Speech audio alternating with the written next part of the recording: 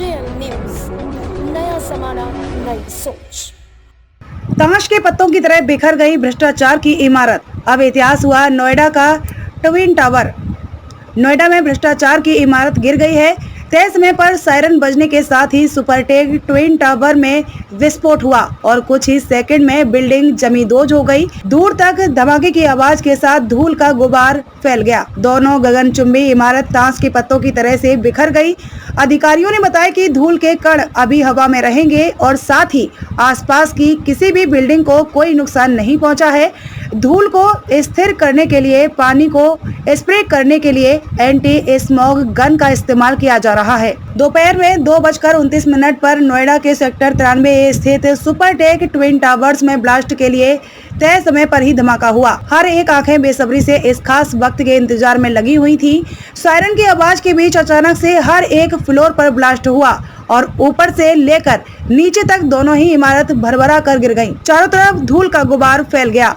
इस तरह से देखते ही देखते भ्रष्टाचार की इमारत जमींदोज हो गई। सुपरटेक के ट्विन टावर्स ध्वस्त होने के बाद धूल अगले 3 दिन से 4 दिन तक लोगों को परेशान कर सकती है। इससे बचने के लिए बच्चों और बुजुर्गों को मास्क लगाने की जरूरत पड़ेगी। दिल्ली यूनिवर्सिटी के प्रोफेसर विपुल सिंह ने बताया कि इमारत गिरने के बाद 2 तरह की धूल हवा में उड़ेगी। धूल के मोटे कण तुरंत जमीन पर गिर जाएंगे, लेकिन जो छोटे छोटे कण होंगे वह हवा में लंबे वक्त तक रहेंगे क्योंकि हवा भी चल रही है। सुपरटेक ट्विन टावरों को गिराने के बाद आसपास के क्षेत्र में धूल के बादल छा गए। ट्विन टावरों को गिराने के बाद आसपास जमे धूल को स्थिर करने के लिए पानी को स्प्रे करने के लिए एंटी स्मॉग गन का इस्तेमाल किया जा रहा है। नोएडा की सीईओ रितु माहेश्वरी ने बताया कि आसपास की हाउसिंग सोसाइटियों को कोई नुकसान नहीं हुआ है। अभी कुछ मलबा सड़क की तरफ आया है।